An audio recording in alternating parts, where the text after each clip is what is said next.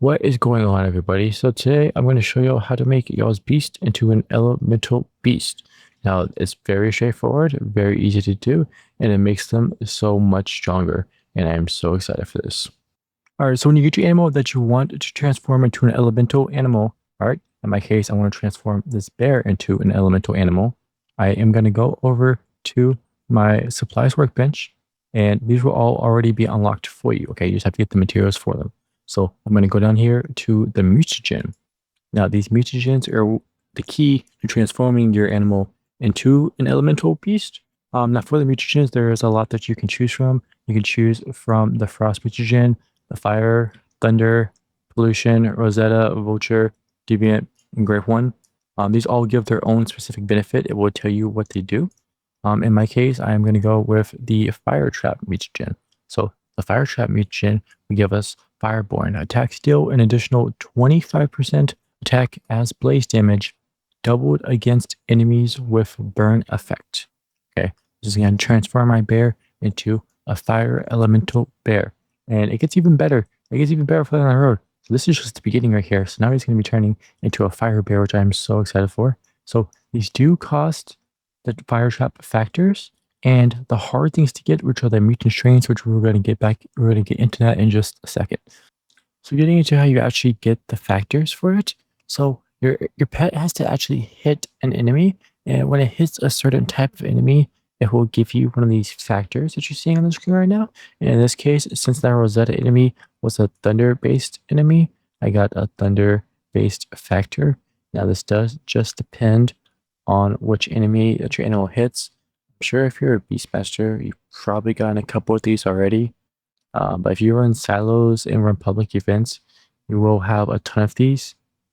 Each one is based off a different thing. There's Rosetta ones, like in this one. This is, you don't really have to worry about this part too much. These will just come passively as you are using the beast. All right, so now in order to get these mutant strains, we're going to have to go out into the open, and we're going to have to find animals with the mutant trait. Now, these animals can be found all across the region. It doesn't have to be the same specific animal. One of the really good locations I found was the central Sunbury Tower with the mushroom cave behind it. There are a couple more you can look at, but any animal with the mutant trait would do. However, in my case, I did go to Bear Cave because I was already looking for bears, and I did get very lucky, and I found this bear with the mutant trait, and it was on the first line, which means I only have to raise it to Tamus level 20 in order to get the mutant strain from it. So all you're going to want to do, and it's pretty straightforward, is literally just go up to every single animal that you see. Doesn't matter what rank they are, doesn't matter any of that stuff. As long as they have that mutant trait, preferably on the first line so it's faster, that's all that matters. And then you are going to capture them just like you would any normal animal. All right, so once you've got your animal, you want to come back to your base, and you want to place them down just like any other animal. All right, and once you place them down, you will see that the Tamus level is 0, okay? Now the whole goal is to get this guy to Tamus level 20 for the mutant strains. Now if you go over to his stats, you can see what his favorite food is. This is for all animals, and so in the bear's case, it's fish. So you want to feed them their favorite food to increase their Tamus level even faster. So now it's just a waiting game, okay? And I would highly suggest probably going to get a couple mutant animals. That way they're all being tamed at the same time. So after a few hours, you want to come back and check up on your animal. And if they're at the correct level for the mutant strain trait, you will see mutant strain at the kill option. Now, when you go to kill this animal, you will receive these strains, okay? And in this specific animal that I have, he gives extra mutant strains. So I ended up getting 2 mutant strains instead of 1 mutant strain, which is very nice. So really, you can do this extremely quickly. All right, so once you have all 10 of those mutant strains, you can go and craft your mutagen. Now, depending on which one you made, each one will be different, but they all work the same way. So once you are finished crafting it, you can go over to the animal that you want to equip it on. If you look on the right side, you will see I have the fire trap mutagen. It is this simple. Now you are going to replace one of its traits. I highly suggest replacing one of the traits that aren't as useful. Like I'm replacing this XP1 right here.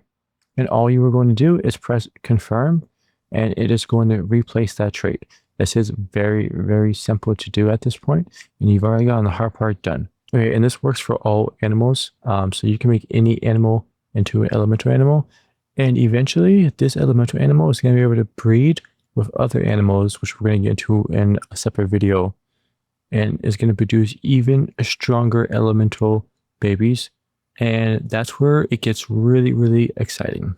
That's going to be it for this guide. I will be posting plenty more tips and tricks for you Beast Masters out there. And this is a very fun class to play.